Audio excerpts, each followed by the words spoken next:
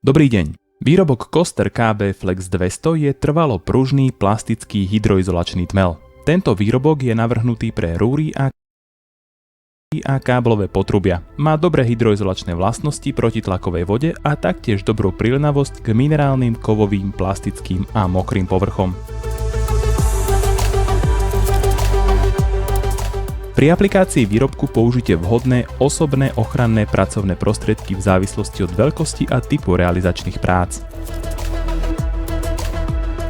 Okrem výrobku Koster KB Flex 200 budete potrebovať vytláčaciu pištoľ pre 310 ml kartušu, nôž a vedro s čistou teplou vodou. Povrchy môžu byť suché alebo mokré a nemali by sa na nich nachádzať mastné miesta, uvoľnené čiastočky z podkladu alebo zvyšky starého neodstráneného tmelu.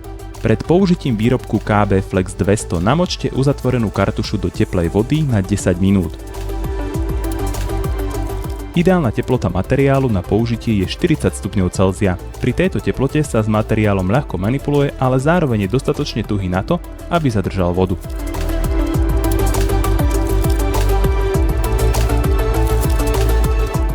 Otvorte náplň ostrým nožom a skráťte nástavec tak, aby mal do 3 cm. Potom umiestnite náplň do vytláčacej pištole.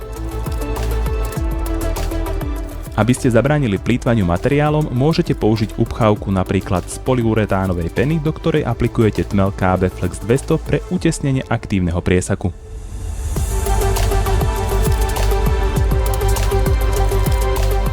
V tejto ukážke je výrobok KB Flex 200 aplikovaný priamo proti vysokému tlaku vody.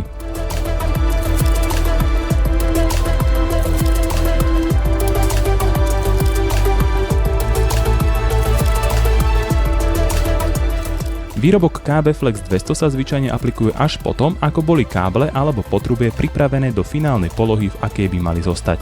Je dôležité, aby boli všetky káble prechádzajúce cez potrubie rozložené tak, aby výrobok KB Flex 200 mohol utesniť každé voľné miesto v okolí káblov, pretože výrobok KB Flex 200 nikdy nestvrdne.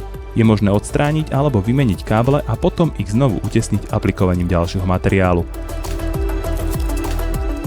Ďalšou alternatívou, ako použiť výrobok Koster KB Flex 200, je vytlačiť si časť materiálu z kartuše a vymodelovať ho do guličky, ktorú potom zatlačíme priamo do potrubia alebo miesta, ktoré potrebujeme utesniť. Tento spôsob je užitočný najmä pre širšie potrubia a otvory, alebo ak potrebujeme utesniť silnejší tlak vody. Ak je to možné, nechajte aspoň 2 cm voľné tam, kde potrubie ústi alebo odstraňuje trošku výrobku KB Flex 200, aby sa uvoľnil priestor pre zátku. Teraz možno aplikovať zátku z malty. Odporúčame napríklad s materiálom Koster Repair Mortar Plus. Vytvorenie zátky je veľmi dôležité pre zabránenie nechceného posunu káblov alebo potrubia.